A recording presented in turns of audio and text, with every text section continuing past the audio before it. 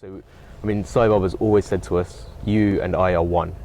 Such a simple message that we decide to complicate. We immediately not listen to him and consider him as a completely different entity. Most of us can't comprehend. I for sure can't comprehend God because I've never experienced God as such. But if I think of him as my, as my best friend, someone who's always there for me, who he is, and I can talk to him about anything, that's what I can comprehend. It came to the point where I was like, I wanted to be happy, and the only point where I felt happy was when I was doing selfless service, and that has been instilled to me from day one with Swami's work. We live in this world as Sai devotees, wanting to do his work, but then when the opportunity arises, we try to shy away from it. Sai Ganesh is one person who most certainly does not shy away from doing Sai Baba's work. As the National Sai Youth Coordinator for all of Great Britain, this 27-year-old Sai Baba devotee enthusiastically embraces the work of Sai Baba. Welcome to Souljourns. This interview was recorded in St. Albans, England, in April 2016.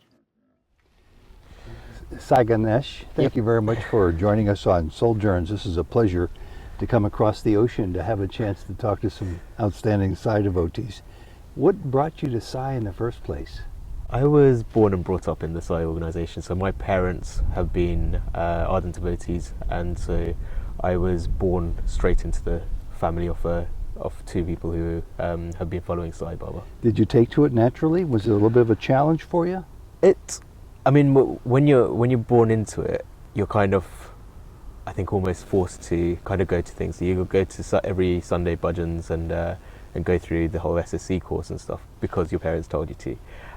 Then once I got to the age where I realized I don't have to do everything my parents said, that's when I started questioning things. But the thing with Swami is that when you question him, he gives you the answer immediately. And it's amazing how that works. It's through, you just open up a book and the answer will be right there in front of you. But all the questions that I ever had have been answered through his work. You know, that's a rather amazing statement. All the questions you have, you ultimately find answers to all of them. Tell me a little bit about how that works for the doubting Thomas who might be watching this.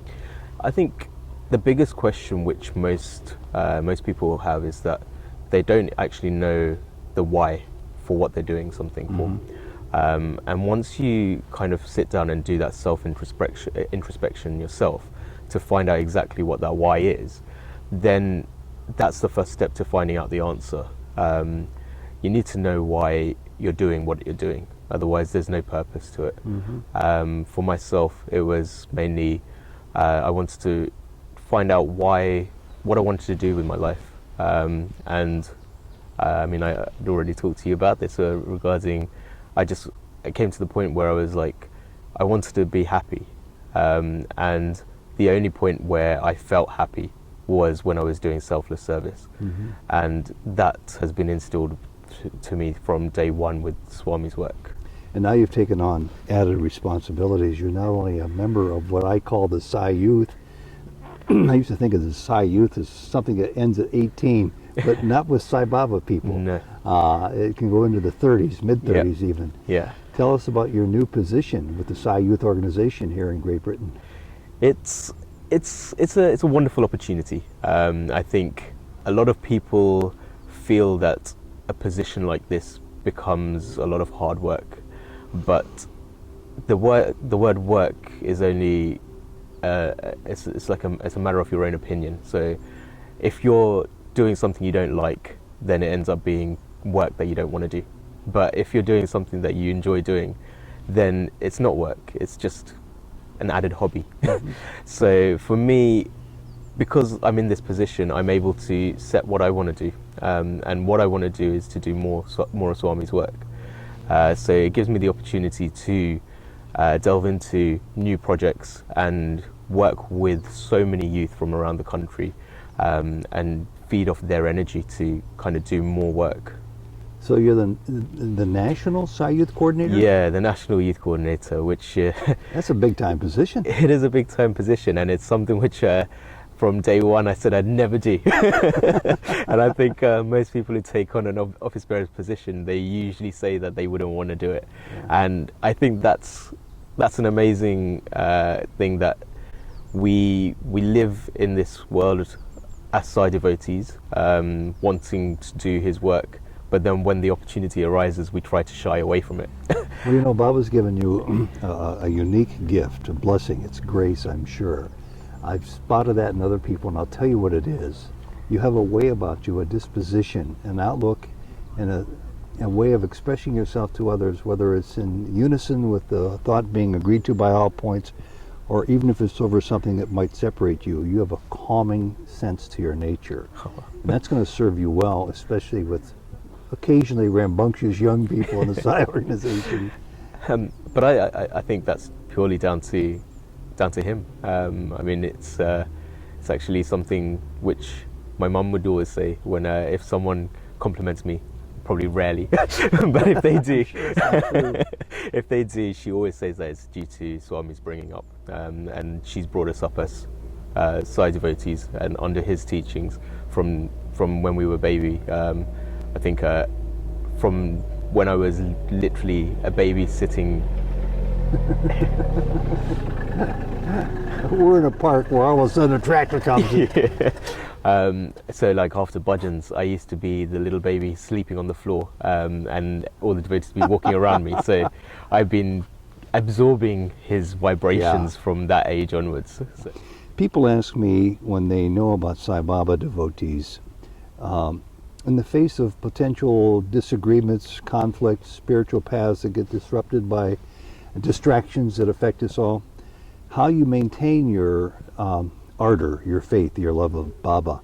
And I used to think of it as being something that the proof is in the pudding when it comes to how Baba helps to transform your life.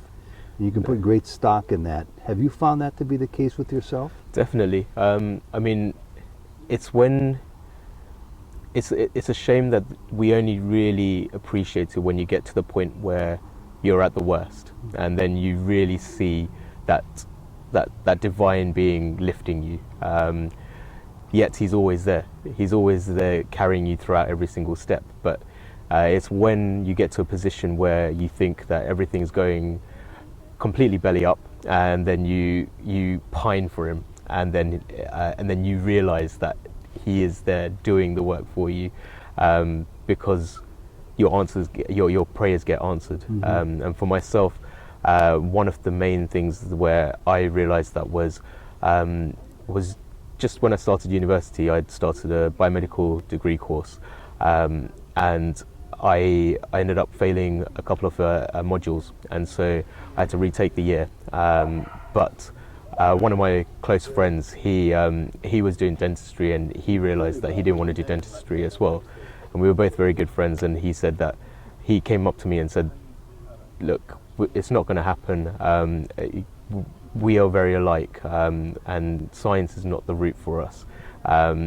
So I think we should look at something else. And then this was the time where I took on the centre position of youth coordinator. And at that point, I didn't actually officially take it on, but we were in a group youth satsang, where the regional youth coordinator was going around each person introducing them, and he said to me, and I'd give my initial introduction, my name, where I'm from, and things, and then he then said, oh, and he's also taken on Wimbledon Sai Centre's youth coordinator. And I was like, have I? But then at that point, after that meeting, I had just signed up to a new course to completely change from a science degree to an IT-based degree, and the regional youth coordinator overheard me talking to another youth about it, and said, "That's my course." And I was like, "What do you mean that's your course?" He goes, "I was the first batch of people to do that course." Wow. In that university. After I finished it, my brother did it, so I've got 6 years of work if you ever need any help. Yeah. Or mentoring. I'm there for you. And I was like, okay, out of everybody in the world who could do What it. an excellent example of transformation. Yeah. And your previous friend too, who just said it might not be our cup of tea. Yeah. Let's look elsewhere. It's not a judgment. It's not a self-condemnation on any level. It's taking a practical look at the path we're all asked to Yeah. walk. Yeah. And it's not a straight sailing path. Things always go in different directions, and like Swami said himself, expect the unexpected. Yeah. Love is unexpected. That's a great answer to the question and a great example of how lives can change. And of course, this is just the beginning. I'm sure it's not the only transformation that's going on in your life, and I'm sure it won't be the last. Does that help you stay close to the center of your spiritual path when you deal with others? Surely among the Sai youth that you're going to be meeting and dealing with in the future will be brand new people, brand new to not just Baba, Yeah. but maybe to a serious introspective look of their own. No, definitely. I think for me, another thing that I find quite that I need to do for myself is to comprehend Swami. And I feel that we have this issue where we try to be someone else. So, I mean, Sai Baba's always said to us, "You and I are one." Mm-hmm. Such a simple message that we decide to complicate, and so we immediately not listen to him and consider him as a completely different entity. And we think of him as a God who most of us can't comprehend. I for sure can't comprehend God because I've never experienced God as such. But if I think of him as my best friend, someone who's always there for me, who he is, and I can talk to him about anything, that's what I can comprehend. And that person, that's the way that we can kind of start seeing God in everyone as well. When you can kind of bring God to a level of comprehension. Seeing God in everyone, and to use the phrase you began this answer with, Baba's words, "You and I are one." Yeah. Jody, my wife, and I are supremely interested in taking that as Baba's greatest message, meaning that we are to awaken to the oneness. We are to see ourselves for not who we think we are in the mind-body self, but who we really are as Atma. Is that a lesson that's just premature for Sai youth? Your lives are filled with distractions, challenges, first-time challenges for many of you. Or is it something that you hear through the grapevine that there are young people, maybe yourself, take seriously as something to work on now, or is that something reserved for the senior years of your life? I don't think there should be you shouldn't put an age that you need to start working on this. Spirituality is something that we should really be pining for. If we want to live that happy life, it's something that we all strive for, then why are we not trying to do it now? Why should we wait till we get to a later stage in life to enjoy that bliss? There's nothing really stopping us from going for it now, apart from ourselves. And so it's that self-transformation, which Swami has told us many times, it's that taming that monkey mind. It's doing all of that sadhana, and knowing the reason why we're doing it, so that we can strive to get to that level. Sai Ganesh, your age, if I recall, is 27. And Yes. at 27,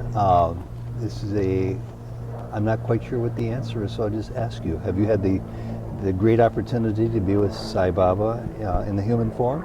Yeah, I mean, I've been going to Prashanti since I was young. My parents used to go once every 2 years, and then once I became into the youth wing, I pretty much went quite frequently. In the last few years, even after Swami had left his human form, I've pretty much gone every single year, and that's not due to the fact that I wanted to go or anything. It's more been him calling me. There's been various pilgrimages from UK, and I had no intentions of going, yet Swami will find a way for me to get there, and I'll end up being there performing in Coolent Hall, doing all sorts of things, getting involved in so many different ways. And I mean, I've had the wonderful opportunity of being part of Gram Server with Ajit Poppet, and that's something completely different, something words can't describe how amazing that experience is. And that was a time after after Swami left his physical form, and for me to say that that was probably one of my best experiences in Prashanti is quite a testament, because Swami wasn't there physically, but his work, his love, all of that is still definitely there.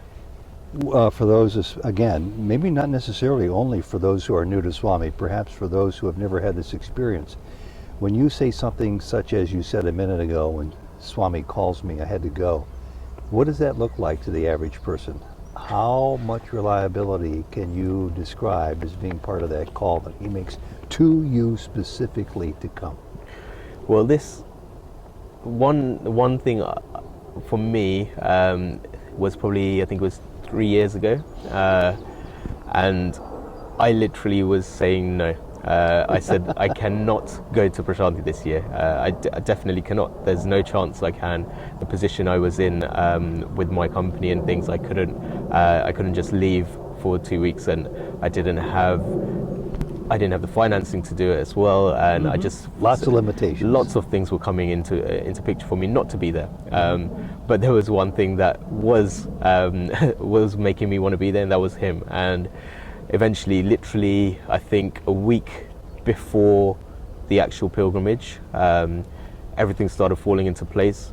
And that's quite a lot to happen, especially with the Indian visa situations in the UK. You have to usually spend quite a long time trying to sort that all out. Everything just fell into place, and he made me be there for a performance, which was amazing. Performing in Corwin Hall, I mean, being a musician, that feeling of playing inside a hall like that is nothing like any other hall. That divine presence is felt there, even if the physical form's not there. Just the fact that you're in a place like that, peace and tranquility, and having all those people from all parts of the world in one place, it's something you don't see everywhere. The last question is simply a request to have you speak using whatever words come to mind. It's going to be useful for somebody who might be watching this, regardless of their spiritual persuasion or religious persuasion, who might be thinking to themselves, I like what Sai Ganesh has. I want what he has, but I don't know how to get it. How would you advise a person starting from that level of uncertainty in their own minds to come close to where you are? I wouldn't say I'm anywhere to start to even try and achieve to. I've got a long way to go myself, but I would say it's the simple teachings of Swami. He's told us in very short, very simple terms: love all, serve all, help ever, hurt never. Things like that. We try to cut it up and dive into it too much, but we just need to take it literally and just do what it says. Love all and serve all. And I think if you just work more to doing that, the world will be a better place. It doesn't matter if you're doing it for Swami, if you're doing it for your parents, if you're doing it for anyone. Just do it for yourself, to be in a better world to live in. Well, that's a great note. I'm glad Swami planted that question in my mind as we were wrapping it up here. Good luck with your new position. I hope you have it well beyond your youth age yourself, your Sai youth age category. And I know you're going to have a lot of fun and learn a lot of new things about yourself, as well as serve the community around you. Thanks again. God bless you. Thank you. Sai Ram. Sai Ram. I think we should have also added in that we're in this lovely summer in England. This is the sunny setting of London. It was predicted San Diego weather. Yeah. We pray for weather like this.